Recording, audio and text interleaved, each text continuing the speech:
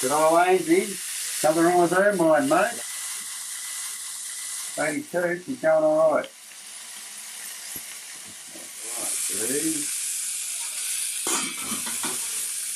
She does crosswords, and plays cards, everything. You know what I mind her old Ainsley.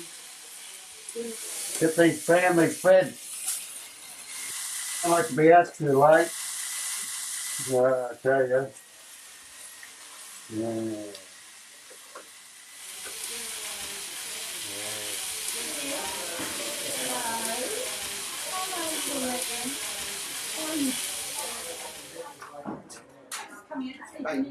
This side? Yeah.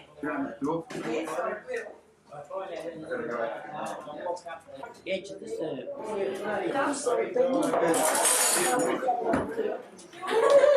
Just come and get a plate and help yourselves, and there see 10 round the table, and just sit wherever you want. Yeah. Don't drop your food on the floor. Didn't they want him, Alice? No, they passed him back in. And she used to come out in the morning and say, "Hello, darling." She used to go out across the blazing. And I used to go and give her a big hug. They're not the bloody people to it, but I can do it. There was a lady working in the office, that lady there, and she was working, really working hard. And I was supposed to be doing something to help her. So I went in and I was asking her just what to do, what she wanted me to do. And she started telling me what she wanted me to do. And I said, And you came in about 3 or 4 times in the space of about. don't worry about that. She's just trying to justify it. She wasn't there at all. But anyway, I said, well, now, how would you like me to hold them out? She said, shut.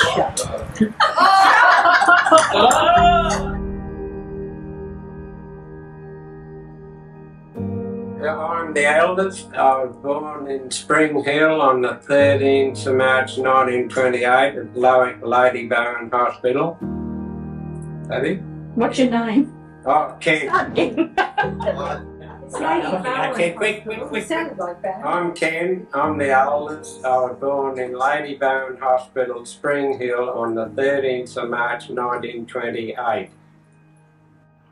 I'm Bill. I was born on 5th of August 1929 at Brisbane Hospital.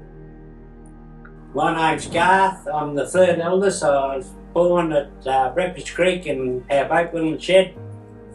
I was born in 1931 and I'm 75. Yeah. I'm Neil. I was born on 30th 10th 35. Fourth son of Harold and Jessie Spring.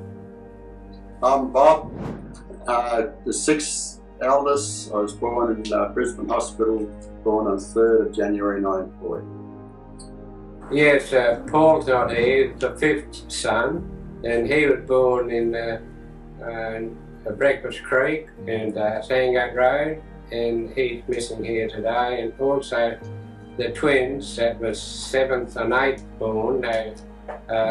David was born an hour before Donnie, and Donnie died about 2 years ago, and David's still living, but he couldn't make it today. They were born February 1946. Paul was born in 1938, and the twins were born in February 1937. 47. Okay, do it again. Paul was born in 1937, and the twins.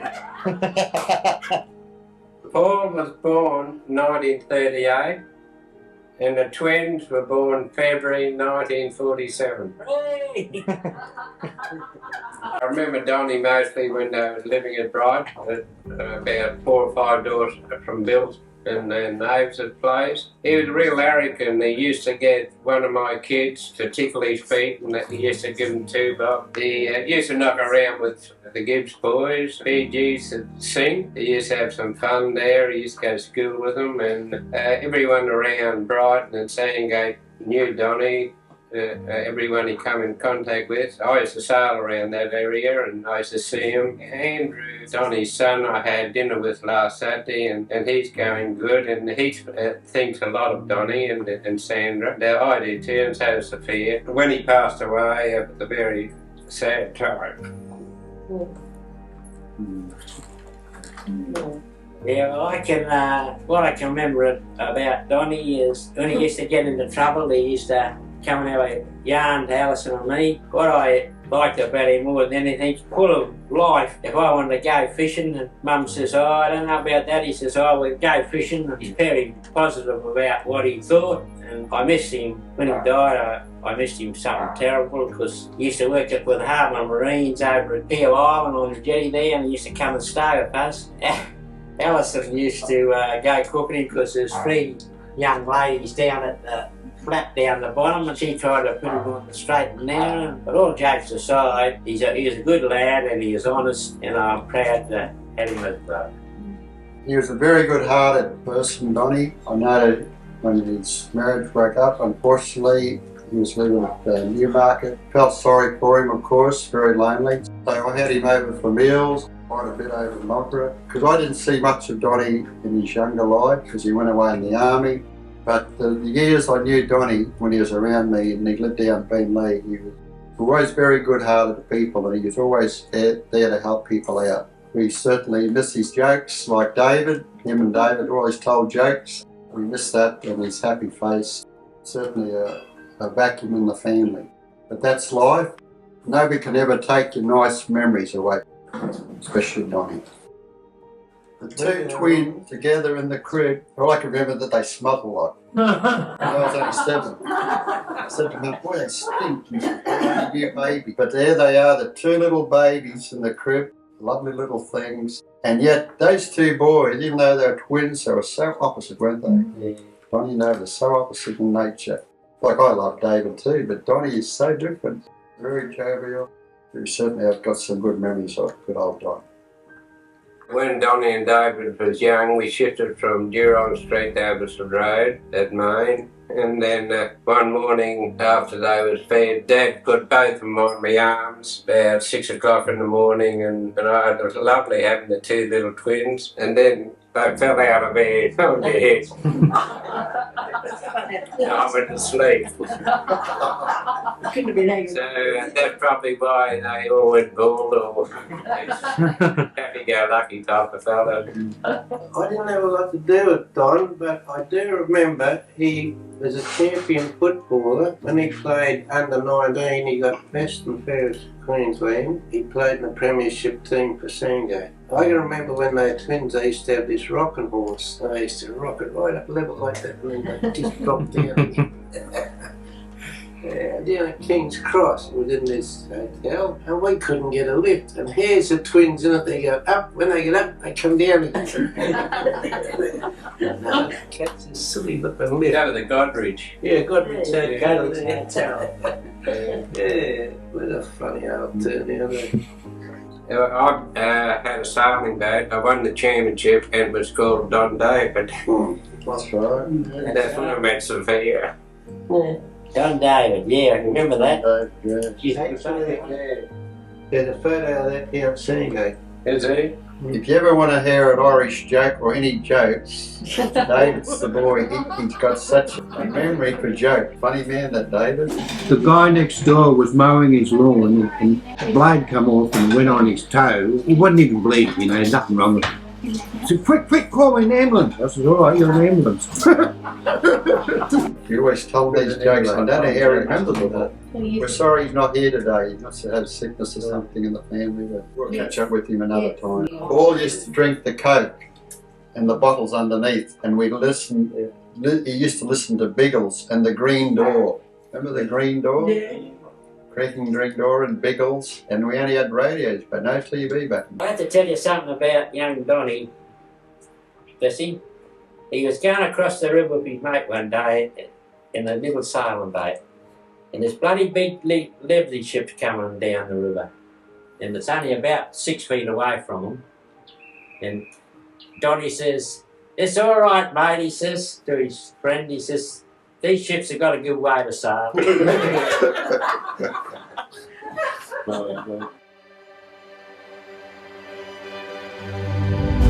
Yes, well, Dad was traveller for Vacuum Oil Company, and he was sent to Perth and then to Kalgoorlie where he met Mum, and then he came back to Brisbane and he proposed with after several letters, and she accepted, so he sent a train fare over so she can come by train to Brisbane. They got married and Dad had to get baptised because they wouldn't marry a heathen. They decided he got baptised and then he got married and he went to Wellington Point for their honeymoon, and they spent 2 weeks on the top of the cliff there at Wellington Point, and they went down by boat, naturally. And then worked as a plumber for Ernie and Frank Springfield. They had a house in Eagle Junction. We was in Eagle Junction for 2 years. Bill was 6 months old. Then we shifted from, Dad got a piece of land in a shed at Breakfast Creek, and then he went there we went to Grandad and Grandma's place, Buck and Vanny Spring. And then we stayed there 6 months while Dad was fixing the shed up. He had to paint and put some curtains up for partitions. Then we shifted into the shed. It had a dirt floor, and one room was Mum and Dad's bedroom. Then the second room was Billy and my bedroom. And then we had the kitchen. The stove was outside the door, and that shed had a wooden shutter each end for air, and with the one door towards where he built his boats. And it had a copper on the other side of the door where Mum used to do her sheets. Then Garth was born in that shed, and then we had the dunny down near the creek. One night, dunny man come and Garthy was sitting on the dunny, and he swore at the dunny man. That's Garthy. Garthy would have been about 3, I suppose. Yeah. Oh, he used to he started swearing the first word he said, I think. First word was bastard.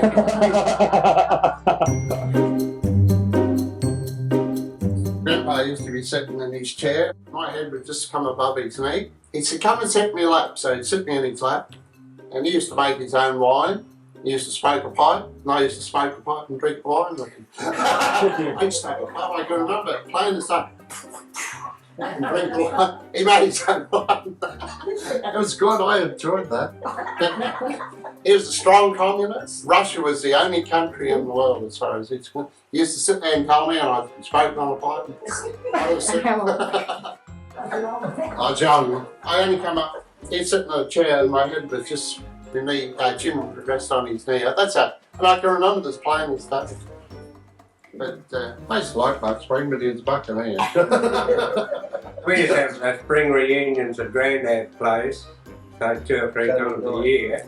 And this mulberry wine underneath the house, where all the kids would be going and they're sipping it, and we're running around like chooks.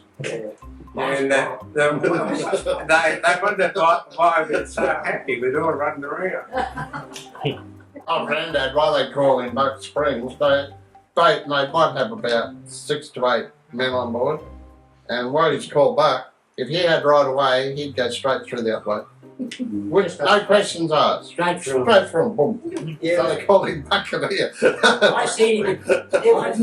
It was professional then. Yeah. Race for money. You know, we used to have spring reunions at Combsley and go down the 18-footer. We'd pull the 18-footer on as much on high tide. Anyhow, the ship come down, and all of a sudden the water come up, and a recovery went straight down the middle of the thing. Oh, but stripped naked, jumped tight out to go and get the recovery.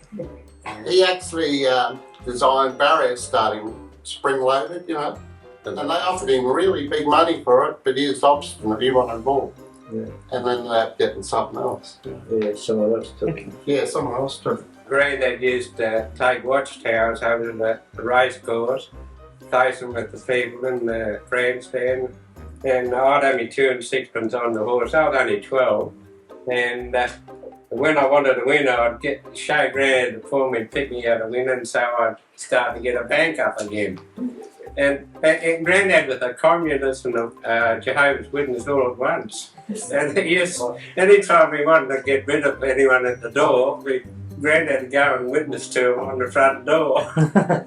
And then when he died, we had got all these big watchtowers and burnt them in the copper. And he had stacks and stacks of them, these old big ones. We lived in 22 Sandgate Road, and the trams used to run right alongside our fence to Clayfield. Trawlers used to have rowboats then, no motors. And we used to go, when they used to put the prawns, we used to get stuck into these nice hot prawns. And we used to walk to Clayfield to the pictures, save a penny. Newstead Park was our home. Everywhere, all our mates, where you going to meet? Newstead Park. We used to dive off the Red Sea, and any bloke that come under a dinghy on, we used to dive in and grab onto the dinghy. I never went to school, mate. Go out to 22 Sandgate Road. We used to have to boil the water in the hopper and come up with a bucket and pour it into the bar. And stupid looking Garth dive straight into the boiling water. I can remember that. That was about 38. And ever since then, Mummy's put cold water in first, and I used to hump all this water up and have a bath. You know, we had a bandsaw, and it used to have a bicycle hooked up to it. When you wanted to start the bandsaw, you got on the bike and started pushing away so you can cut the timber. And I remember we didn't have an iron board those days. Neil was just crawling then, and he put his hand up on a table and the iron fell over on his hand. Mick Elwood, he was a doctor, a chemist, found some white lollies. Anyway, he got Neil and he got a bag of flour and he stuck his hand in the bag of flour and I showed it to hospital. I've had that scar for years. Yeah. The police come around one day and they said, you got to do a test. But what for? They said, if you pass, you'll leave school. If you don't pass, you're going to go back to school. And I passed 80% on the test. So I did me wondering then. And how old were you then? About 12 and a half, 13. Yeah, it was that. You can go to school. I left at 6th grade. You had to go back to school and get me an apprentice. I was the only one that didn't do time as an apprentice. Yeah, but you done time every hour. Yeah.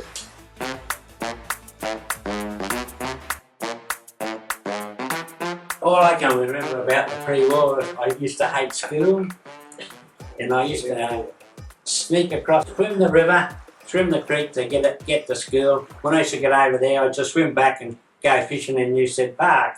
And then Auntie Maisie pulled me up and marched me to school. And they nearly got to expel me about that. And then the other thing I used to do is, where there's a good girls' toilet through, I had a hole drilled in the floor where I used to sit in school. Look down there, get a good bird's eye view. And he got me on that, and then I was only about 8. No, you wasn't that old. You was only about 5. Yeah. Anyhow, another thing I used to do in those days, I used to sneak out before school went out, ring the bell about half an hour early so we could get up and go fishing. Get out of school and go fishing. I used to go to the pub every afternoon and go around and bum all the cigarettes and anything I can off the blokes that are drunk. And then I used to take them out. Sometimes I used to have to walk them home. And they used to give me $2 to walk them home. And that's all I can remember I used to do when I was young. The school bell was on like a pole, and it went up to the window of the top floor, and the teacher used to ring it 3 o'clock in school. We used to get on it and bump it with our bums and ring it. And the teachers would be chasing us down the street. When we were going to school, when we used to get into trouble, Billy used to get the cane and he used to get caned something awful. I remember I went out there and I got stuck into the bloody teacher one day and I flattened him. I was only a young bloke. Remember that, Bill? That cane was coming down, I grabbed it. He said, go and get it. I said, get it yourself. Billy used to get the cane And Yes. I used to run into the where he had the canes, the teacher, and I used to run Rossendorn on the canes. And when he hit Billy with them, they used to break. I remember that, though. If they can't stay outside the school fence, they call us in, we didn't go in. They sent a heap of kids to catch us, chase us around the school, drag us up to the office. Yeah. Every day it was something different.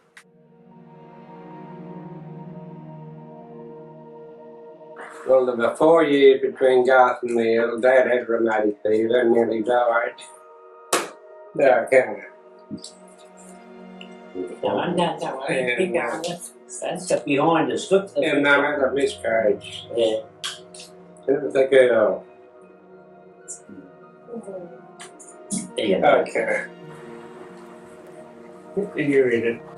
Also, we were going through hard times with no work for Dad. He was on relief payment for the government, which was £3 a fortnight. Dad had to walk to Fortitude Valley to collect his money. He couldn't afford the 1 penny tram fare. After we got over the hard times, Dad started to get some boats to build. He took an apartment at 30 Bradford. He got Dad's business going ahead. As Dad was no businessman, too soft-hearted, Bradford told Dad that the premises were too small and had to be extended. A new boat built, so he said to Dad, rent his house on the other side of Breakfast Creek. Dad accepted. £3 a week in rent, but Dad said it was too much. So Dad suggested we build him a boat, which Frank accepted.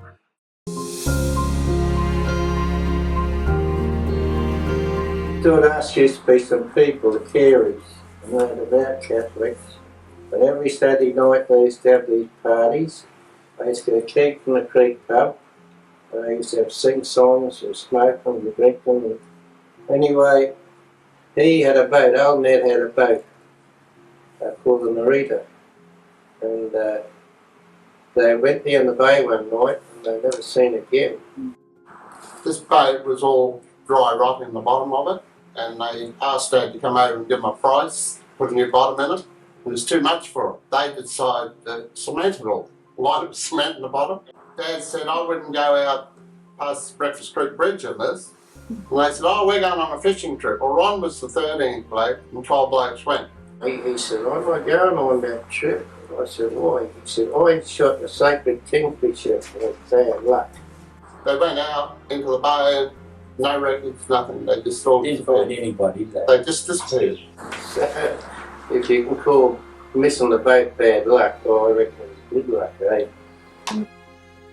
Another incident too, where the bloke had a boat moored just off Newstead Park.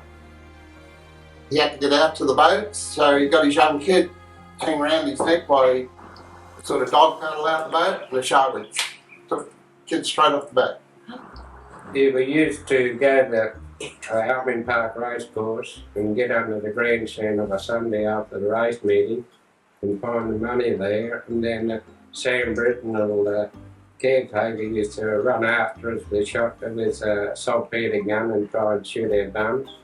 I think one of them, Garthy got it in his I got it in my ass, yeah. I got the scars. There's a Joss house just outside of the racetrack, and we used to upset the Chinese when they was having this whatever and throw rocks on the roof. Although it was had those funny sort of Chinese tiles on, we used to put a rock in a tin can, you know, and throw them on so they'd hear us, and they'd chase us up to the Freaky Trig Hotel. We used to go in there and hide in the hotel.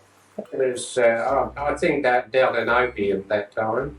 And I think they were all on opium themselves. And Georgie Bow, the fruiterer, he was found under Brecky Creek dead. Someone actually got a tomahawk and just planted it straight on his skull. They must be looking for the money because Garthy found some money, their old money there under the bridge a couple of weeks after.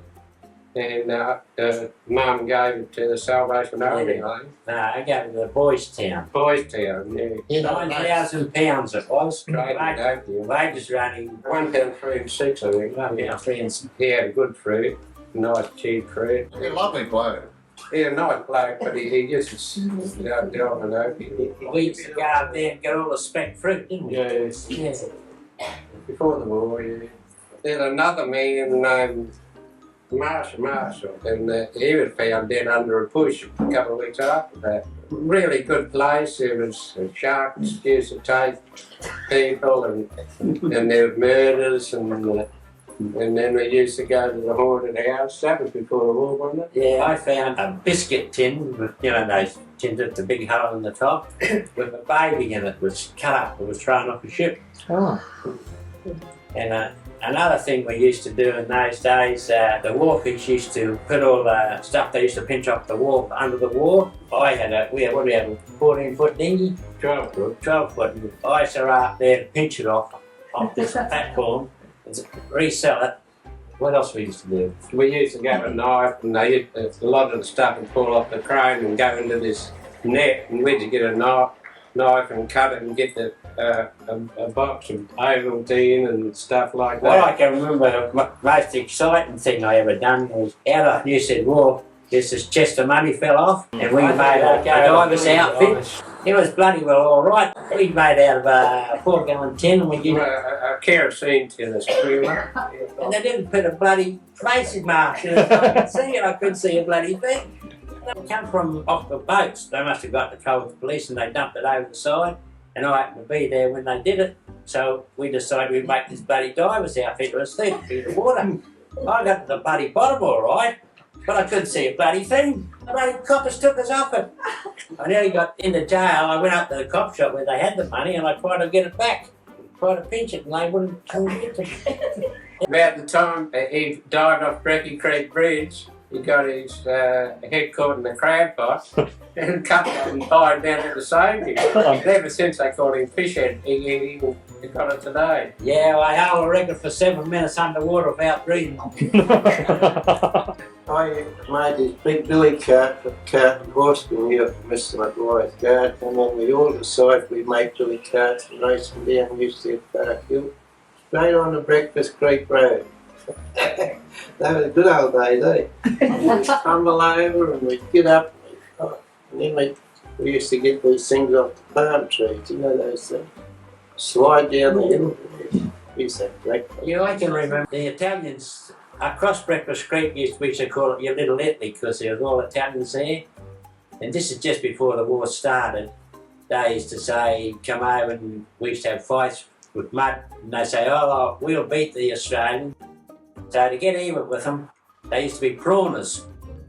And when they used to come under the Breakfast Creek Bridge at night, we used to get on the bridge of rocks, and when they used to go underneath, we used to drop in the dinghy. They'd go through, and when they come out the other side, they'd be underwater.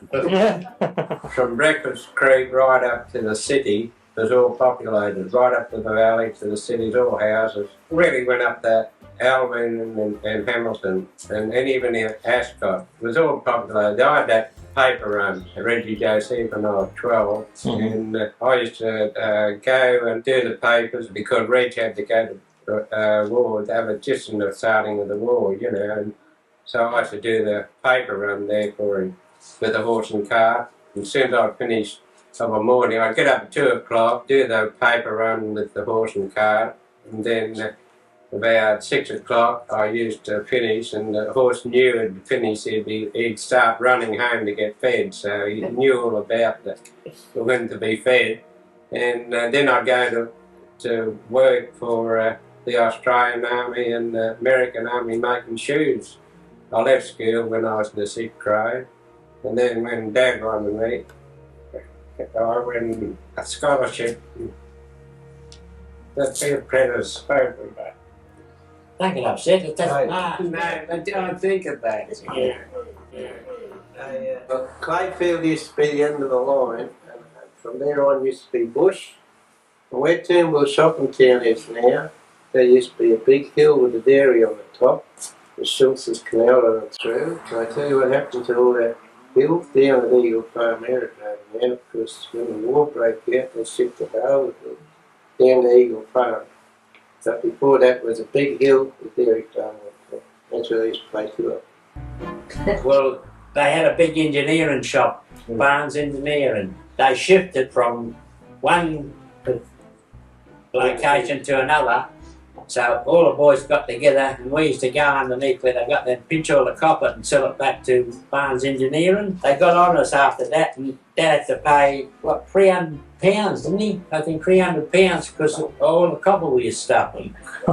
Bloody belt and bloody broom out to get me back, that's what he did. He used to have the razor where he used to sharpen his cutthroat ways and the leather strap. Yeah. I've seen him belt Billy with a bloody broom. Oh, Billy was the road. Bill and Paul, the biggest road to go. Bill used to dive out into the middle of the creek and hang onto a beacon, remember? Till he killed off.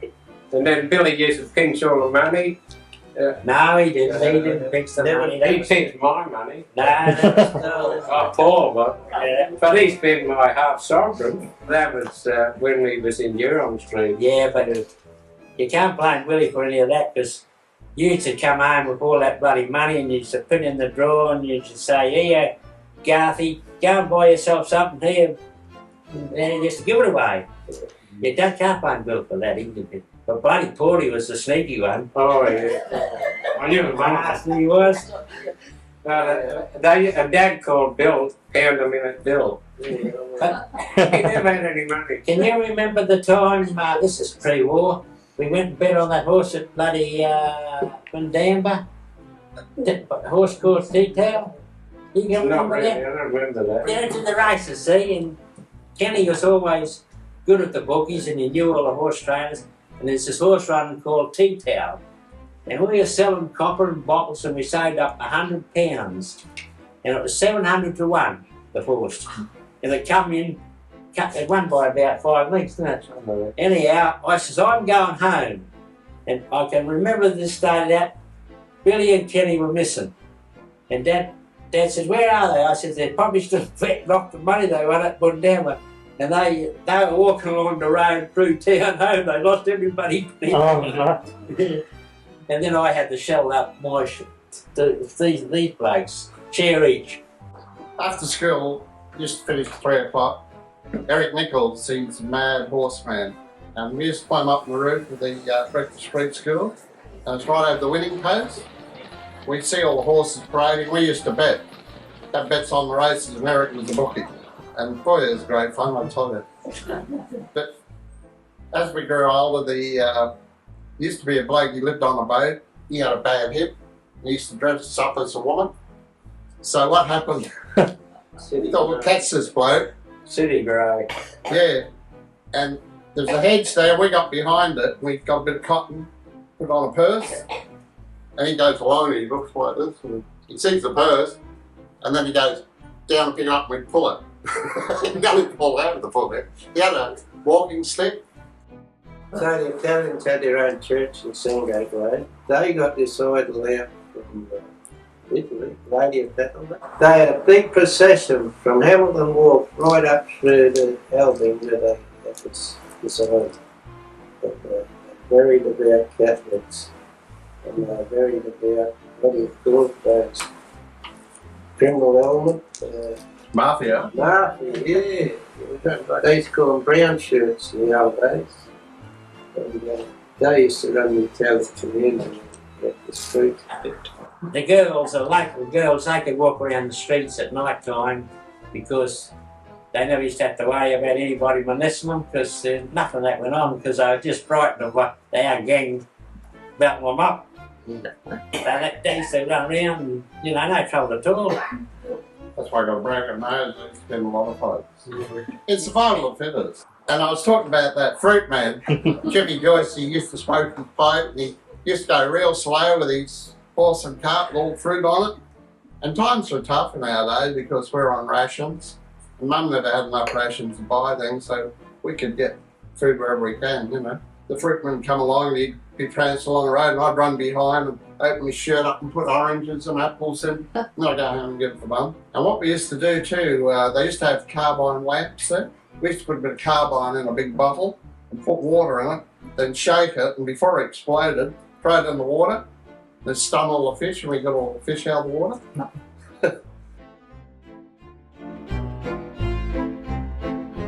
The Yanks had a lot of money to our Australian side. They used to get the girls and go to Newstead Park and used to dig the garden up with a garden fork big lumps of mud and that. So we used to hide behind the hedge, and when they started to get the gear off, we picked this up and bomb them. And one bloke, oh boy, he was cranky. He said, "I'm going to kill you bastards." And he chased me for about 3 kilometres. And I was running out of breath till I got away from him. But I can always remember the Hamilton Wharf to the valley. There was all these Australian soldiers either side of the road, just sitting there waiting to get on ships to go to sea to fight. And we used to walk along, they used to give us bully beef and pennies and that. It was a great time, really. And off Breakfast Creek Bridge, this is the old bridge, the Yanks used to get a lucky strike packet and put a pound note in it and change. And they used to throw it over, all the kids would dive for it. It was too deep sometimes, so I used to wait till the tide went out and used to pick you up and put them in your pocket. At Perry Park, the sailors were stationed there. And we were walking past, and this bloke said, the sailor said, "You got any sisters, mate?" I thought, "Oh, this is an opportunity." I said, "Yeah, 2. What age? 17 or 19? And he said, "Oh, that's good. Can I meet them?" I said, "It'll cost you." We couldn't get any lollies, see? No chocolates, huh? I said, "You got any candy?" We brought all these candy bars out and gave them to him. He said, "Can I meet you down at bowling club at 7 o'clock? I said, "I'll arrange it for you." I don't have no sisters. On the end of Newstead Wharf, there was all these bomb stores. And they had all shavings around them for packing. And I was walking past, and there's a sheet of galvanised iron pulled apart and all the smoke coming out. And I looked down on Kenny Knutson's frying these sausages, on the thing, with all the stuff around me. And at any rate, next thing I heard the fire brigade, up it went, the whole lot. They're all American bombs. They're only practice bombs, we found out. But I haven't seen Ken to this day. I think he went through reformatory still. Another thing too, Dad used to build the crash boats during the war. It had all plank floor and all the copper nails used to go into the mud. And we used to go underneath and pick all the copper nails up and take them up to Barnes's and get cash for them, which is good pocket money. The last boat he built was a 60-footer. Put the timber in this great cylinder and put fire underneath it. It'd bend, and then they'd take it out quickly while it was hot, and then put it around the bow and screw it in. Yeah. And I remember helping Dad with the dolly, and he used to make these dinghies with copper nails. I used to hold the dolly and bang bang. He used to have to manually knock him over. That's how he used to make the dinghy, the little dinghy. Once he's hitting the thing and he hit his thumb, and he says, "I'm sick of this," and he threw the hammer in the creek. Reggie Dowd, we were down there, and he cut his foot on a bottle, and it really bled, And he said, "I got to go home and clean this up." But he died that night of tetanus that quick. So it was pretty bad in those days. Dad built, during the war, he built a balsa bomb for food, and the Americans were testing them, and they used to get on the aircraft, could hardly see them. They used to dive and drop the bomb into the Brisbane River. They'd go down, and you'd be wait and wait and wait. All of a sudden it'd pop up. They'd coke and everything, and nothing was broken. You remember when that hospital ship went down, the centre out from Morton Island during the war? We had the bomb in the bomb scare in our shed that night, didn't we? Yeah. And the bloody rain, we were down there with this bloody bomb with our kids right over one side. They took it out to a Catalina in the Brisbane River and loaded it on to the Catalina. Torpedo, wasn't it? Torpedo. And I went out, I believe they got the sub that sunk the centre with it. Got distinction from the Air Force. And he made that raft too. But he was building crash boats for about 13,000. Americans were selling for about 45,000. Crash boat, Air Force. The SC Rescue, those the other ones. Had 3 Chrysler Royal motors in it. Beautiful. They were a bondwood boat, and then they planked on the outside for strength, and it just would be a really good boat. Remember when Darwin retired? One of his boats was up there, and the blood was just covered on the deck of one of the crash boats, just picking people up. And they shot a Japanese plane down, and the Dad built a balsa raft too. And they went out to get the bloke, and as the bloke was pulling over to pick him up, he's put a knife in his back because that's how he carried blokes, isn't it? So they just subbed machine gun to Jeff Bucket in the water. He just shoved the knife straight in the back of the bloke, bending over to help him. That's the sort of thing that went on.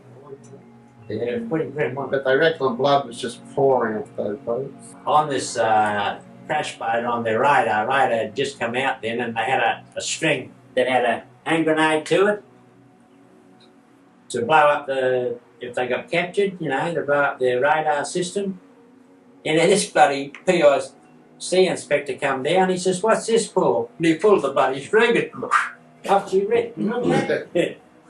During the war, I can remember we were teaching nearly the swim. I threw a plastic, or wasn't plastic, then was it? It was an inflated thing. I threw it out to him, he missed it. And he was going down, I had to dive in and get him. And Kenny, they threw Kenny in too, he couldn't swim. He could swim when he's 6. And I had to go and save him because Dad threw him off the jetty to swim or drown, he says. And I had to finish up going and get him. And about 2 weeks later, just a bloody over across the creek, it was only about 100 yards, this woman was yelling out, "Me son's drowning, me son's drowning." And then I swam across and I picked up one kid, and she kept pointing down. And well, I went down and got the other one, it was dead, wasn't it? Yeah. Yeah, I was only 2 years old. Dad had a slipway of concrete, and it had all mud on it, and I was walking down, and I slipped, I was knocked out, I come back, and I was underwater, and that's the most beautiful feeling. I was drowning, you had music, and you're just floating away. And Yeah, it's the same thing. Dad grabbed me by the hair, he saw me, grabbed me by the hair and pulled me out, squeezed me belly and all the water coming. But I was drifting away. You know. Yeah, that's what happened. It's a beautiful Same feeling. experience, It yeah. really is. I would have been around the 13, 14. Beautiful feeling. When I was can it? always remember. When we do our black market trade, when we were 15, Yeah, I was 15. You wouldn't have been. well, anyhow, the Australian Army, they had a thing at Newstead Park, Right right on the point. yeah, and they all tunnel out, and they had a big cannon there, and the Yanks had their ships over at Newstead Wharf, which is about 300 yards away, and Kenny and me, we used to take side grog from the Australian Army, take it over the ships, and get all the cigarettes and stuff. Yeah, carton of cigarette for a bottle of beer. Yeah. Home brew. Anyhow, when they used to go to war, to take the stingy out, and they used to fill it completely with money up to the seats of the boat. And I took it home, and Mum says, "Where'd you get that from?" I said, "We got it off the bloody Yanks." "Where do you bloody hell do you think I got it from?" And she's right, she said, "Pack it all up," and she gave it to the boys' town. Yeah, you have to get everything about it. Yeah. Or anything from the boys' town. At the end of the day, when we tried the cigarettes and the beer, and we'd take all the grog over to the Yanks, and they'd give us chocolates and butter and sugar, anything you couldn't buy, flour, you couldn't buy anything actually. And they for suppliers, we take that home to Mum, and then when she'd take what she wanted, then we'd go and sell it to all the neighbours. So black market they called it though. So There was no petrol in those days. Like cars were running around big gas burners, like a big furnace on the back of the car. Exactly. Smoke, yeah, smoke pouring Yes, out. get petrol coupons. And then you'd be driving along, and if the army liked your car, they'd pull you up, give you a check, and take the car. No questions asked. They just took it, and that was the end of it. When we were young, we used to get 2 bolts and a nut, and we'd screw the bolt halfway in. Then we'd get match heads and stick them in there, and then we'd screw it. You have to watch you don't screw it too hard; they'd blow up in your face. So we screwed it to a point where they'd still loose. Then we throw them, and sometimes the bolt would come out and break windows and that. And then outside our place, I found this real good-looking one. You know, like this is a mortar shell actually. It was black on the bottom and yellow on the top. And I thought, boy, that's a good one. And I'm trying to throw it, make it work. And Dad sort of said, "We better get the police on with this one." So they rang the police up. I had the army and everyone down. The one that I found one on the street outside our place. But it never had the detonator in it. If it had the detonator in, I threw it, would have went off. And I'm trying to get it to work. Up all the house. What about we got our smoke in the yard sabotage? Tell them about oh yeah, when that went on fire, Mum says, "Wake up, Kenny! The boat, the shed's on fire." I said, "Let it burn." I went back, go back to sledge. She said, fair dinkum, we're not joking, Dad's not joking. I'll never forgive him for this because Mum said he just let the thing burn. I had a little car, a little red car with pedals. Pedal car. Yeah, a little new car, and it got burning that shed. It did. So I'll never forgive him for that. I run out the back in my garment. Yeah, the top story is all ablaze, so I went up in my garments, rung the fire brigade, with the, broke the glass and pressed the button. And when they come, I direct them where they go, and they reckon it was sabotage because we were building boats for the RAF. And there was a lot of Italians around there, even Nossi Denaro. Dad was in partners. He gave Dad £1 to be a partner so that he wouldn't be in tune because there were a lot in tune, so it couldn't be one of them or something like that. On the top story, I had 2 lifeboats on the go and they were burned up.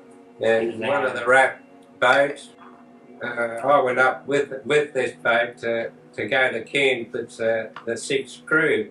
And we got outside of Gladstone and we got a cyclone warning. Skipper said, what do you think's the best to do? I said, well, don't go to shore because you'll get smashed up on the rocks. I said, let's go out to sea. So it's starting to go out to sea and this big rogue wave hit us. We went over straight backwards like that. And we had all sausages and peas and gravy and smashed potatoes on our plates ready to eat. And we were standing on the roof and it was all over us. And the next wave, the 3 motors were screaming, the next wave brightness.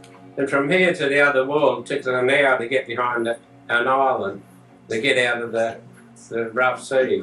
Wow. So that was another time I cheated death. Yeah, the war was a pretty hectic time for us. Oh yeah, 6 years of it. I used to know we have some kids from, we used to go, after school we used to go to Level Point, and there's a bit of a sandy beach. We always used to take our gear off and we all used to swim with the girls in this little swimmer. And this kid says, he says, do you hear that beep, beep, beep, beep, beep, beep, beep, beep? And like Morse code, and the kid says, she says, that's Morse code. He says, I'll go up to the police. And he went to the police about it, and they come down, it was his father. He's in Germany, he was sending bloody things over. They caught him, dubbed his own father in. On Newstead Park, there used to be a guardhouse. Before you get off the wharf, you have to stand on guard duty. And this young American sailor says, you want to take guard duty for me? I said, yeah, I'll take guard for you. He said, get your clothes. So I gave my clothes and I got in his. And the bloody officer in charge come along and I was smoking. So I stuck the bloody cigarette down the 303 and took the finger over the top. He said, everything all right there, boy? I said, yeah. And then about 5 minutes later, this bloke come back that had my case and says, quick, come around the back and change. He says, the bloody commander's coming down there. I said, right, But during the war, we used to get all the stuff off the ships and take it under the wharf and take it out for the Yanks that used to meet us outside. And I used to charge $50 a deal.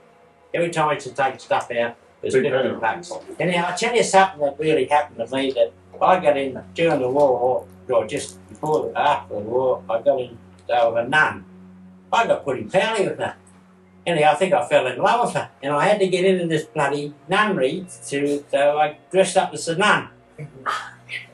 And I got in there and I met this girl and I had a bloody ball for this nun.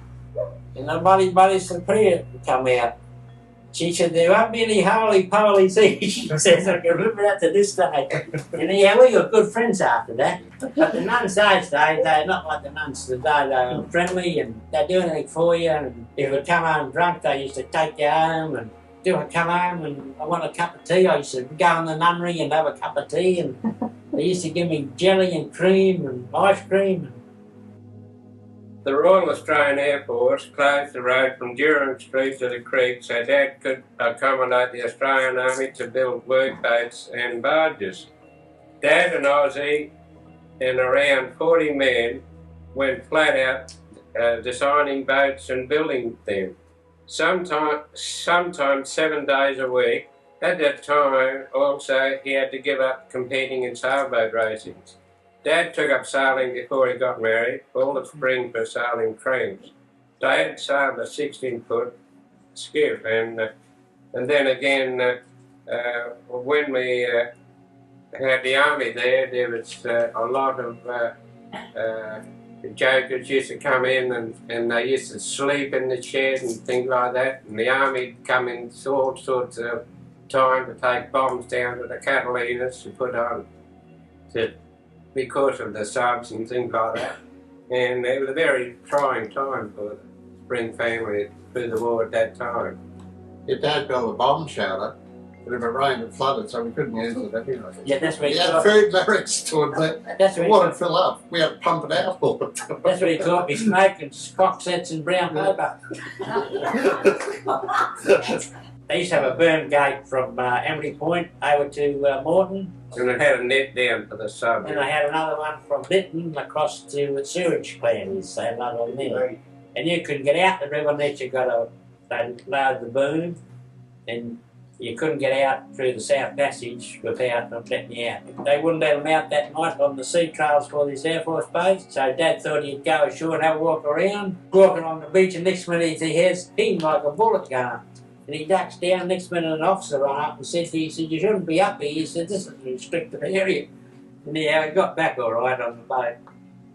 Billy and me It's over there. oh, there he is. We had this putt-putt boat. We was over at Morton. We wanted some more stores. And he would come into Wynnum to get some stores. And we hit this round thing on the way in. And we bumped off it. And a week after, they blew it up into the mine. We only had to hit one of those technicals. Two would have been history. It was one that they anchored. It must have broken its chain and floated in on the mudbank.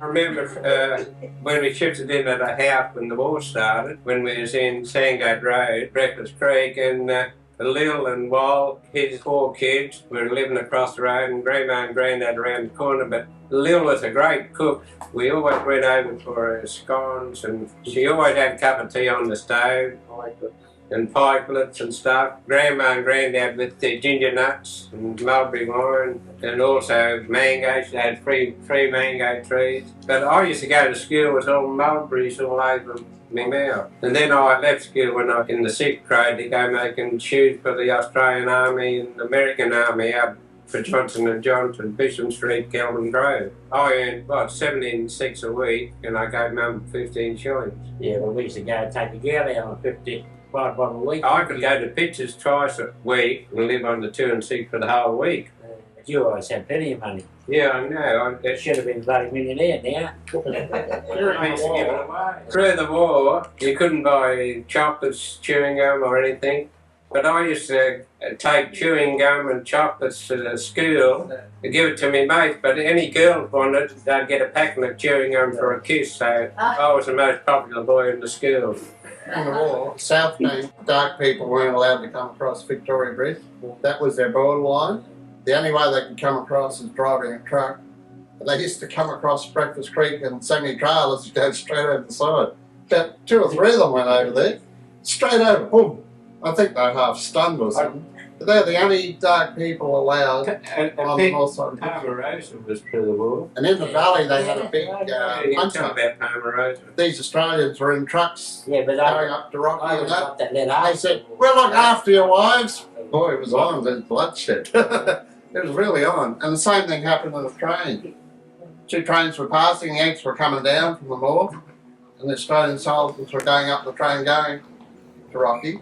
And same thing, Yanks, "We'll look after your wives." It was on. Boy, really bad. What about that big blue in the city there at Anzac Park? What was it? 20 Aussies killed about 50 Yanks, wasn't it? That's right. They had a blue there. Yeah.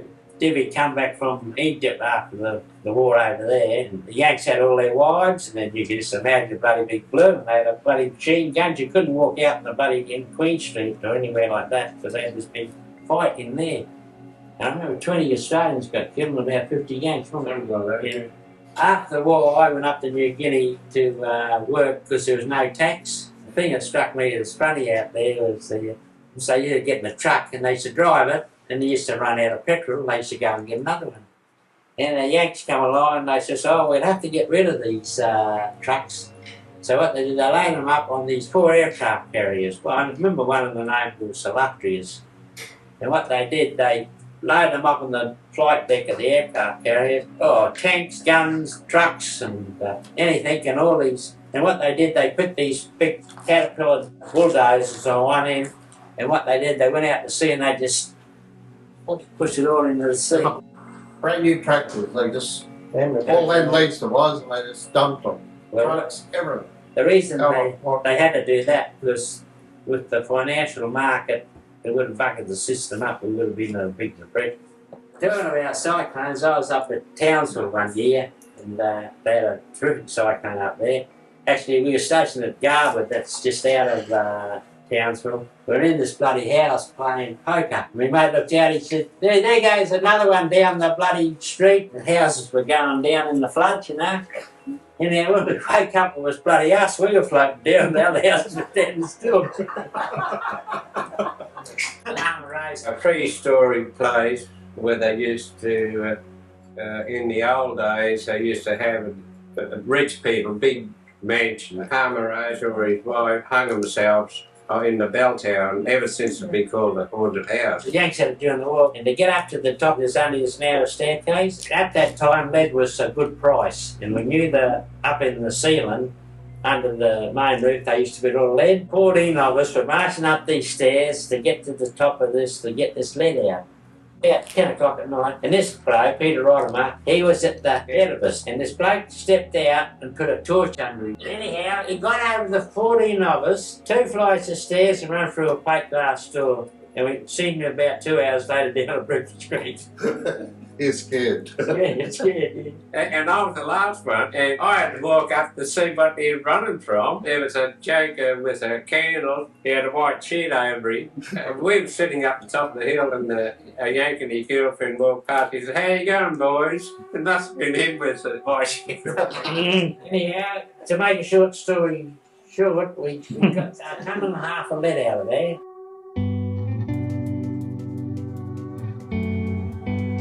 We had a sailing carnival. This was just before, just after the war, wasn't it? Just after the war. And we was down there Easter Carnival. And we used to be in the Humpy Bowl, Sunday Humpy, and also the wheelers. We used to bike ride in the morning, and in the afternoon we'd sail. But at the night time, we'd be playing baccarat. The banker gave broke, the one that made money, get the banker. And it comes my turn when I had to make money. As it was, the cards that went my way, I broke everyone in the tent, just about 30 or 40 blokes. I had all the money, that was the money for the 4 days. So I went over and got a lot of wheat bix. And old Roy, the cousin, he was always at the wheat bix. From then I only got 4 wheat bix. Roy was about 4 years younger. Norma, and there was 2 other boys, wasn't there? Yeah, Norma and Keith and John and Eddie. Eddie. Yeah. John's he's well up in the Anglican church. And He's a He's a priest. One of the down at Cleveland, I guess. Yeah, Cleveland, yeah. We used to go to Albion Pictures, we used to walk from Breakfast Creek up there. No, we used to get the dunny card up. When you're walking home, next thing a hail of rocks would come on you. And it'd be your mates, they'd rock you with Shanghais and big rocks. And it was pretty dangerous stuff. But we survived. I threw one and one bloke ran around the corner and stopped. And it just got him and knocked him rotten. He had a bruise from here to here. Paulie was a fighter in our family, wasn't he? Peter DeMurray, remember Peter? Yeah. He was a real facade bloke, you know. And he picked up this really big handle above his head. I bet you blokes can't do that. And one bloke tickled him and hit him on the head. He had a big one. We had to get an ambulance to him. He go,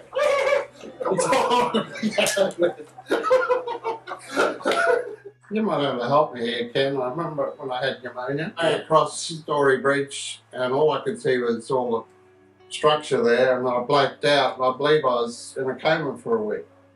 Because when I woke up, all these kids in hospital, I didn't know where I was. About 9 years old. I had pretty bad. We thought we were going to lose him, yeah. I remember once when they were going to raid all the FB bookies at the Brecky Creek Hotel, and Sergeant Jack Godfrey, the sergeant, he said to me, he said, hide your bedding slip, because they all owed me money, all the coppers. I used to come to a silent cop, and they'd be directing traffic. They'd see me driving along. I never had a licence, I knew that.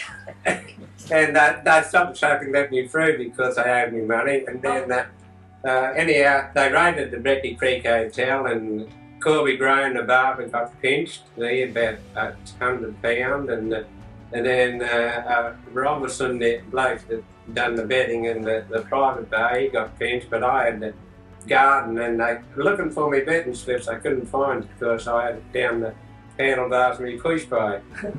And I used to go to parties with these police, and there used to be 50 coppers, only 3 civilians.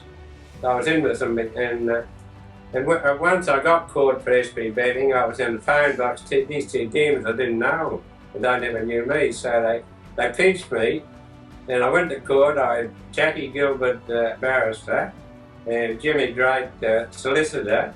They said, we'll do it for nothing because your dad had done a good job on their boats, and lowest fine I reckon 30 shillings that the judge filed, because they told the judge not to fine me too much.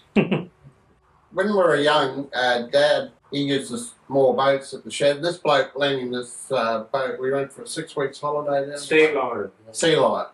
And oh boy, what a great holiday. We had fish and crabs, we used to go to the island, pick up the water, and Dad even had a sail on top of it, motor and sail, and the water used to be lapping the gunnels, and Mum would be hanging out the other side, and I was loving it, you know. And then Paul decided to drop a chocolate in the petrol tank. And here we are, right out in the middle of nowhere, so Dad had to long trip in sailing. We had to spend all night on the sand bank. And Garth caught a feed of whiting for breakfast for us. I remember that. And we used to go down to a place called St. Helena. And we remember that night we got down there, we used to go down by tent. All we used to have was 18-foot skiffs, and we used to sail them down and put the tents up in St. Helena. And this night we got that storm. The old recovery, yeah. And we got this bloody storm and everything. Oh, yeah. And Dad and Uncle Bert were out fishing. That's right. I mean, right, and Marnie Bev and Mum was real warriors, weren't they? Yeah. They worried about it. And they anyhow, 2 hours after they came home with a load of fish. Anyhow, one night we after we left there, when we had this big boat, we went to a place called Myora Springs, and we used to take the boat in and fill it with fresh water on high tide and bring it out. And this particular night, just this bloody picture on, we all decided to go to the pictures. Remember that? Yeah, you fell in the graveyard. Anyhow, they just been the old age place, and there's all these graves they freshly dug because people used to die by 4 a day. Anyhow, we go to this bloody crossing graveyard, and some silly bugger rat that's in, you know, just about what happened. Then everybody ran, and I had to run. I fell in this bloody grave. It was full of water, and I couldn't reach the top. You know what these buggers didn't? They didn't come back and get me till after the show was over. And I was in there in this bloody grave.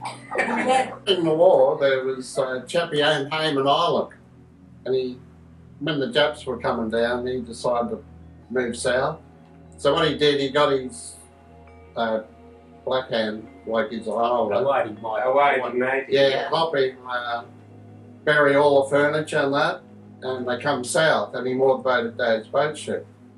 Anyway, after the war, he offered a 6 weeks holiday up there at Hayman Island, and this Hawaii wouldn't tell him where he hid all the furniture, and we walked all around the old, absolutely beautiful, and all the crabs and fish was next to the beach, and he found this Japanese machine gun, like when you sit behind. Every morning he'd go rat-tat-tat-tat-tat. Oh boy, it's terrible. And even when you went to bed, you had to make sure there's no smoke in your bed. It was that bad. And the cooking we couldn't eat it, so we used to go outside and bury it in the sand in the dock to dig it all up. I think that Billy was Well, at the island, That and was there's good. all these little cigarette holders. They're all used by the Japanese. There must have been a few Japanese on Home Island because they used to moor all the ships in there between the islands because deep storage, like deep water. Yeah. And that's why the Japs were there. They were reporting all movements.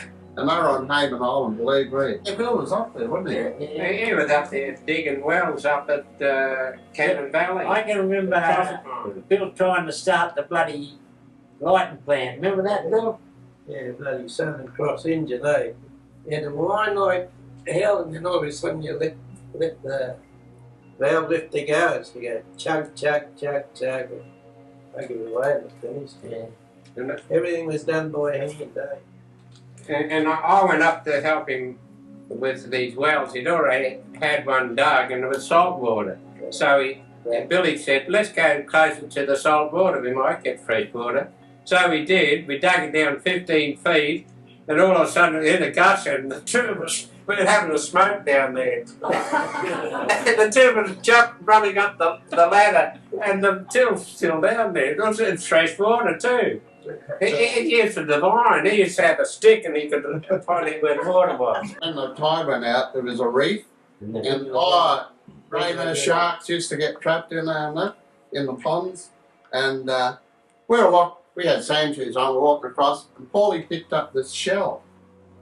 And anyway, the bloke with us nearly had kittens because it's deadly poisonous. 3 minutes. Once you bite you got 3 minutes. And they can't save you. Same with the And Paul dead picked it up, and the worm's trying to get him, but it can't. He said, drop it. So Paul dropped it. One bloke was bitten, they put him on a bed, he was dead before he got back to me. I left school at the age of 13. Pop sent me up north on a torpedo recovery vessel. Got off to Haven Island. Yeah. I stayed there as kitchen hand, chopped wood, etc. for about 2 years. Then I worked at an orange orchard at Airlie Beach for 12 months. That's when Kenny had that wheat bix and milk and it was goat's milk. And when he found goat's milk he wouldn't touch it. but he ate the meat at home. Yeah, returned to Brisbane and Pop sent him to Ball Knob to work for a poultry farm to help Pop in the boat shed. That's good. Once again, Pop sent him to Sydney on that's 1950. Yeah, that's when I met you, when I'd gone overseas, wasn't I? I plead after that. Yeah, Pop sent him to Sydney on farm prices both the aerial. During the journey there was a severe cyclone off Byron Bay and then proceeded to the Pittwater where he worked at Palm Beach Marine Service. I lived at Jack and George Armstrong's house in 1950. At that time, Pat Vayella from Brisbane was living in Sydney and met with friends. And that's where I met neighbours on a blind date. And we got married. After the war I had to do national service when I was 18. The blokes in there didn't want to do it. We had cyclones then and we're in the mess. The officer said, look, I'm cancelling all leave, cyclone. And this bloke got really fed up. He had beetroot, tomato, all lettuce and that. And he just ran it across the room. Well, it was on honey, butter, I was cropping it from everywhere. And then they made us clean it all up before we went to bed. Oh, it's a rough thing and that's it. One of the funniest things that happened to me was we were racing in New Zealand. After the race, we had to go to a party from Auckland over to the North Shore. That's across the channel.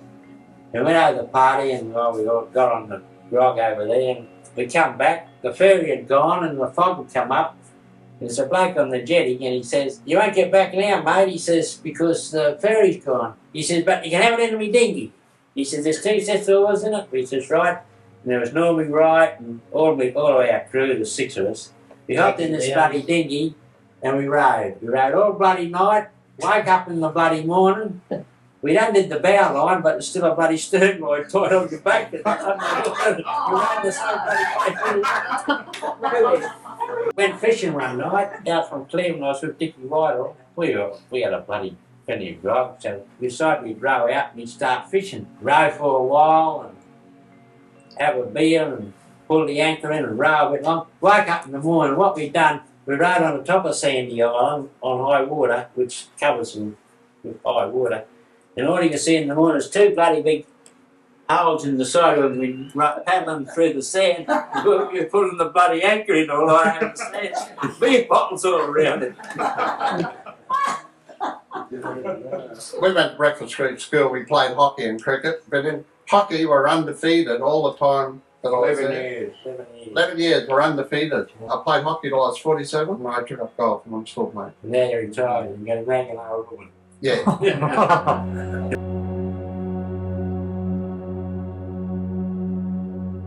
I went to Breakfast Creek School and I can remember inkwells. Didn't have biros back in those days. We had little knobs and you put in the inkwell, the wooden desk, and you used to have to write with that, all your English and things like that. I remember 50 kids got the cane once because they, you know, those palm trees and those little nuts on the end? Kids would fight with them. Dates, Yeah, and I remember a teacher, health colleague, you know, by the time he gave the 50, just about had to get 50 kids the cuts. Big canes.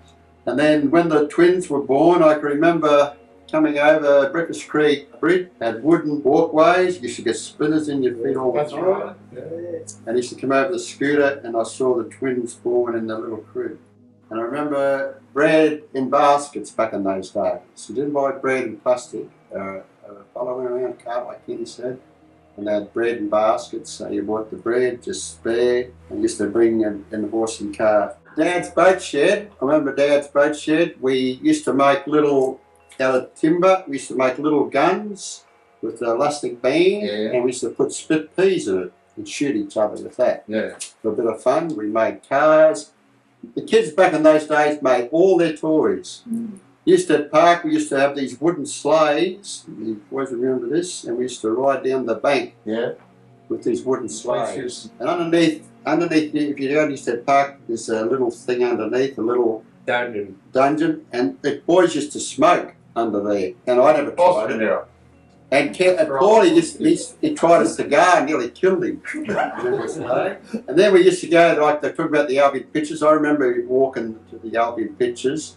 Now they didn't like the movies, so they used to have these Coke bottles or glass, and used to throw them down at the screen because they didn't like the movies, and jackets would roll down there. The old canvas seats, remember that? Used to walk home, used to brick roofs, take gates off things and walk them down.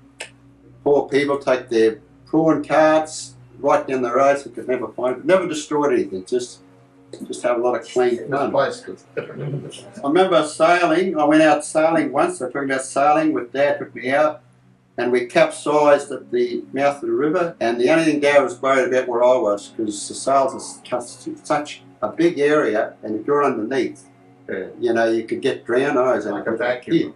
These boys used to have little 10-footer boats, and they used to get up, 40 knots you used to go? Like the bow would be that out, I can remember seeing a photo of the bows would be right out of the water, and they'd be going that fast. And when they came to Breakfast Creek, they had to take their sails down quick because they'd hit the bridge, so they had to drop all their gear. Dad used to do the same with the 18-footer, light, lovely polished timber it was. Lovely wood and all polished timber. Didn't you cut your elbow with a band? Cutting around a bit of wood and some bastard left the guard off, didn't they? Yeah. I took it off because I wanted to cut some bigger timber. Yeah, and then also, we had a little corner store, like the big shopping centres, and they used to sell everything there. And they used to sell ice cream in cones that you get today. Nearly used to send me over, he said, I'll give you a couple of licks if you go and get me, guys. So I used to lick it because it was in summer, and he'd have a bit by the time I got home. The boys up at the shop, they used to get this half penny and put silver paper on it, and also buy 3 packets of peanuts with it. We fought a school once, Ascot School, remember that when I was a young fella? They used these pea rifles I was telling you, and rifles with lead pellets. They fought actually in the Ascot School, Breakfast Creek and Ascot School. Remember that? Yeah, I remember. I can remember all those things. And to cap it all off, when Lorraine was courting Neil, I used to work in the city ESCA, and I used to wave to Lorraine at the window. The boys used to give me heat because I waved to this little lady. And what about Guy Fawkes 9? Gloria Cracker? It all went off. Yeah. I can't remember that. Oh, well, what happened, Bobby said, I'm not letting out. He saved up 12 months to fill a big tin of firecrackers and things. And anyhow, Bobby said, I'm letting mine go last. You blokes go first. So all of us boys let all of us off. And I think Paulie threw a match in it, and Bobby's firecracker, they all went off at once. Didn't he go off? Paulie and Bobby was always fighting. That's what it was, he didn't want to get at it. Paul was very obstinate, wasn't he? Paulie was a fighter. And he was a fighter too with Paul. I tell you what, when I was sailing, when I was representing Australia, I tell you two of the most embarrassing things that ever happened to me. I was going from Sydney to New Zealand, and I met this New Zealand school teacher, and I finished up. I didn't have anywhere to go, so we got in a bloody lifeboat, didn't we? Anyhow, lifeboat drilled the next morning. There I am in the darkness with this girl in the lifeboat. And the other... Kill him when you get home. I like telling people. Most embarrassing thing that ever happened to me, we were racing at Suva. We landed at Nandi and we had to get the cab from Nandi to Suva, which is about 150 miles. It takes 3 days to do because the road is. But in the middle of, between Nandi and Suva, there's a place called Tavua, a gold mine that was owned by a Queenslander, and he also owned the pub there. Anyhow, naturally, we got pretty pally and we got on the grog. We got drunk. Morning come, I woke up, his wife's that side of me, her husband this side, and I'm in the middle. We're all naked. And I'm sneaking out the bloody door, and she says, "Don't go yet, we've got to have breakfast." That's the most embarrassing thing that ever happened to me. You know what embarrassing thing ever happened to him? There was a crowd of it in Abbotsford Road there, all around the table, and Guy with him had his shower. He walked out naked, he walked past Mum and said, "Good ass, Mum." And he walks into his bedroom. And where we lived at Abbotsford Road, the houses were close together, and there's 3 good-looking birds across there. So I put the bloody plank between the windows. He was only about 10 feet across. I put this plank to get over these girls across in the next street. And someone pulled the plank back and I couldn't get back. I had to sneak down through the bloody house. And That was Billy, I think. it wasn't really. Dad and Lynn, because Dad's Jehovah's Witness and Lynn's a seven-day adventurer, or what are they called? When I was first married, with Alison, Alison says to him, if he keeps up this bloody preaching to me, she said, "Look, there'll be one first divorce in the Spring family." Dad used to get on to everyone. And, he worked on me for, 6 or 8 years before I decided to study the Bible. Didn't you? And Granddad, I used to take him to the races. He'd get some place where his watchtowers and the grandstand. And I was only 12 and they worked on me. It took about 12 years before I even decided to go to a Bible study. I tell you what, they're still working on me, boy.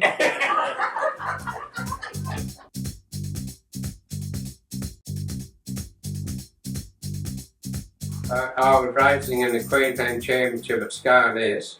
I won the championship, and Sophia and Betty Davis. Sophia's 4 for nothing, Betty Davis is 6 for something. And I said to me 4 mates, we're going to pick up my trophy for the championship. Anyhow, I said to him, you up here with these 2 girls walking up the road. So I goes up, put my arm around both of them. I said, "You little chicks want to go to the pictures?" So I said, "Yeah, we're going to the pictures." So I took them both to the pictures, cuddled them both in the pictures, and I bought them chocolates each. And then I took them both to the dance after the pictures, and I got my trophy there. And I used to write to Sophia. She lived at Mundubra, and I wrote to her for 6 months. I used to carve Betty out, and then when Sophia came to Brisbane, I liked her better than Betty. So, after being 13 hours with her, I proposed to her at Lovers Lane in Newstead there, and then she accepted, so I kept writing to her. and another 6 months after she come down. We're supposed to get married on the 14th of February, which is Sophia's birthday. The minister didn't have his licence. So exactly a month after that fell on my birthday, the 13th of March. So we got married on my birthday, on the 13th of March 1954. And then 1 year and 10 days after that, Cheryl was born. That was 55, and in 56, Sharon was born. I don't know what happened in 57, but 58, Michelle was born, and 59, Stephen was born. That's right. That's it. What he said was right. That's exactly how it happened. I used to work at Victoria Point in the boat hauling business, and Alison used to work at a shop down the point that used to sell ice creams and bait and all that. And I used to go past, and I used to go down and get her the scoop of bloody ice cream from down there because she was pretty well. Mrs. Pena said, I can take you out on the 21st birthday, didn't you? Yeah. And I took her down in Donnie's little truck with Donnie and his girlfriend. And when I got home, she told me I was a bloody octopus. Anyhow, we did our courting out in the dinghy fishing. I used to give all the crook bait and all the crook line, she used to catch more fish than me. And I used to get pretty cranky. And through our engagement, she threw me bloody engagement ring away about 50 times, I think. And we finally got married on the 30th of June in Ipswich, 50 years from today. You can work it. Anyhow, I remember the bloody night, the day we got married, it rained like buggery, didn't it? Westerly wind, the westerly winds. Anyway, we had to honeymoon on a boat. When we were going down along Canoipa, I said to Alison, I said, steer that side the beacon. And bugger me did if she done running up on the sandbank. We stayed there the night, didn't we? And then we went further along in the steering boat, didn't it? We ran into the bloody bank. Anyhow, we had our honeymoon down the bay. And on the honeymoon, we come back and I met a fisherman, Dickie Whitehall. And I went fishing with him and left her on the boat. On the honeymoon? Yeah, on the honeymoon. And then when we got to Southport, we met Tuesday, and we had to get on the boat in the early hours of the morning, didn't we? It was pouring rain, and the bloody dinghy was swamped.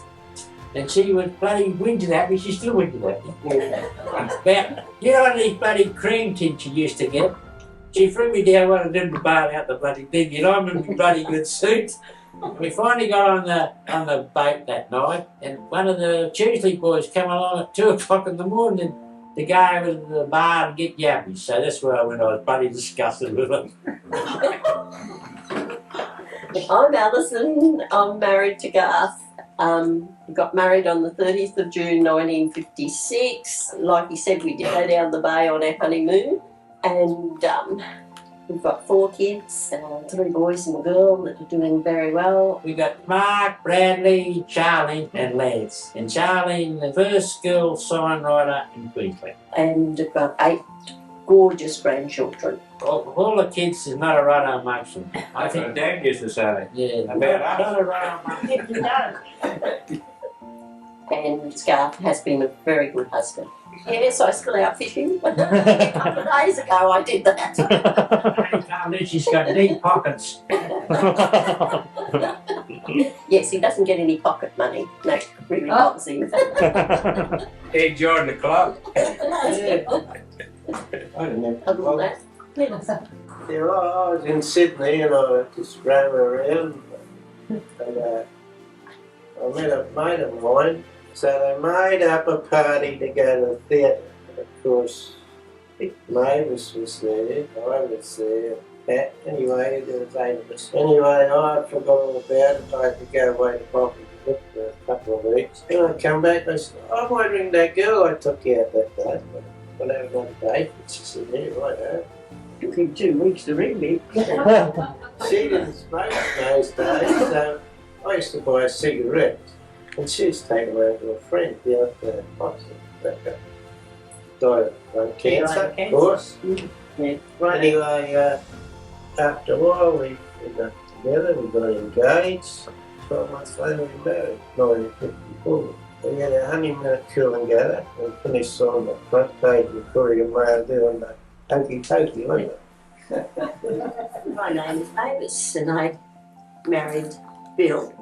Henry Arthur, really, that's his name. 4th of September 1954. After that, we had our honeymoon down at Coolangatta, came up and we lived with Mum and Pop for 3 or 4 years, I guess, before we shifted to Brighton. The 3 children. We got Philip, which is 50 odd, Mary's about 48, Wife's 44. Yeah, all doing well, because Mary's in the union office, ASU, Australian Service. Philip's worked for Blue Care, he's a carer. There, well. Yeah, he got his degree at the uni. They're all doing all right for themselves at present. Yeah, we got nine grandchildren. And we got 9 too. I tell you what, I couldn't have a better husband. So that's it. And he didn't tell any lies. Well, Lorraine reckons she never met me. She won me in a raffle. And she said, must have got the dud prize. So we used to go to Brooks and play tennis, and Mr. Brooks used to come and pick us up and said, I think the girls that got all water guns, they're going to give you a splash. I'd suggest you take something out to combat them. So we used to fill up balloons full of water. When we got there, it was really on. We had cream fights and everything, and we just got together after that, didn't we? Pretty compatible, and we got Jenny and Ross. Jenny's husband Steve, which is here, and Ross is Caroline. And we've got 6 grandchildren. And what's the date of your anniversary? 4th of October, 59, right? Was that when Ross? Or must be a year before that.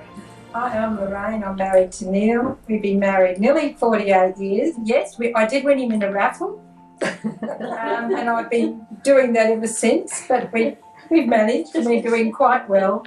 We've got 2 great kids and 6 grandchildren, 5 grandsons and 1 granddaughter. And I've got a son who's a real ocker. Nothing else I can say about him, he's an ocker. And I've got Jenny. And we're doing well.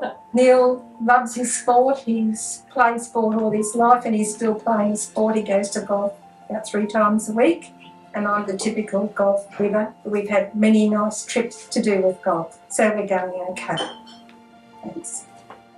1965, married in Brisbane, Camp Hill. First Marie brought Angel down to Sydney, and I was missionary work down there, and she was doing missionary work. And Angel brought Maria because I was lonely, because I was away from home, because as you can see, we're from a big family. I was missing the family. And Angel came over to look up me and brought Maria over, and we ended up at Luna Park, and I was a bit lonely. I was sick of boys cooking, but I couldn't cook. So I said, you want a good missionary part for life? And she accepted.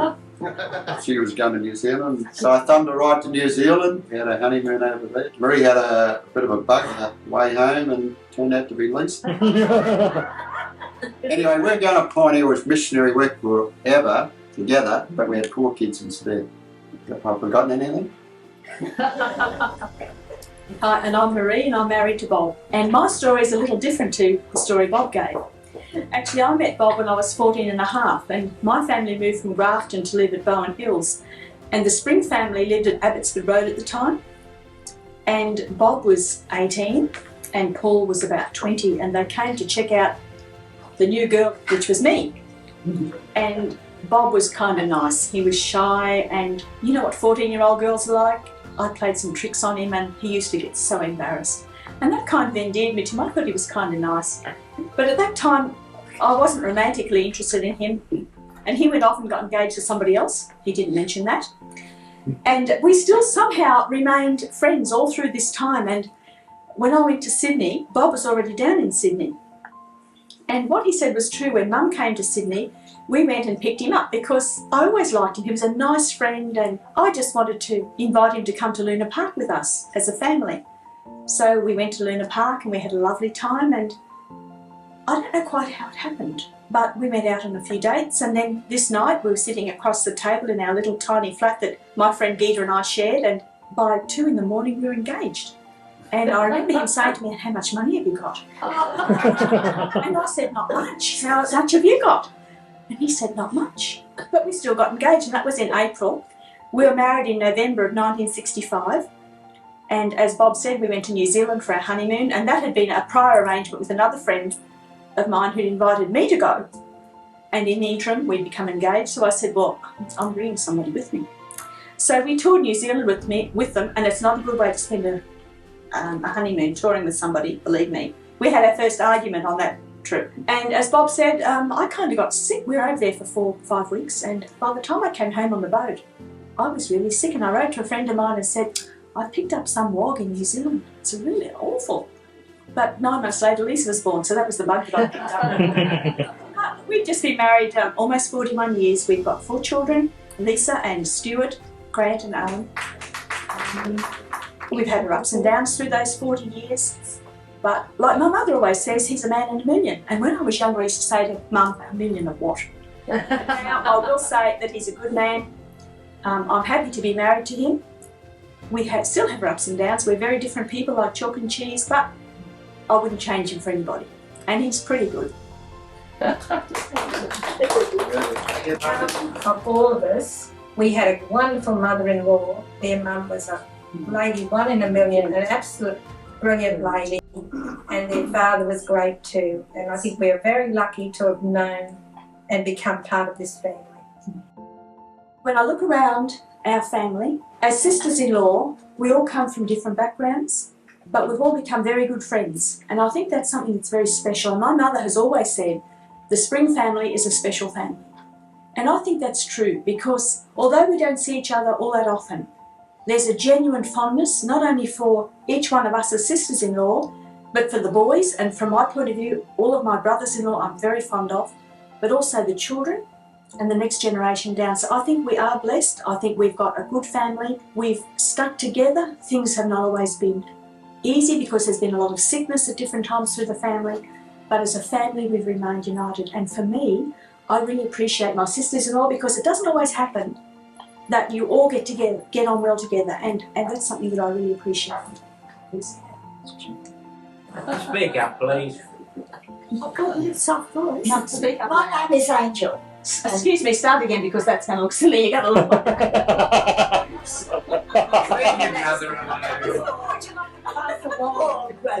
I'm Grandma. Angel. I'm Angel. And I'm very happy to be here. I'm very happy to be part of the family. I always say it's a unique family. I love everyone in this family, and I like to feel that I am part of it as a grandma, and I hope it can go on for a long time. What did you say I had to say a while ago? Just say who you are. Oh, that's who And then go from there. And somebody said to say how old I am. Well, I'm 26 plus GST. And You don't look a day over 95. You want to say something about he's not my favourite. I can say a lot about Bob. I'm always quick to say that he's the best son-in-law in the world. I'm not joking. He really is a good man. I'm glad I forced them to get married. Because you'd never get another one like Bob. He's 1 in a million. So there you go. And I hope I go on for a little while longer with all the rest of you. Thank you anyway. He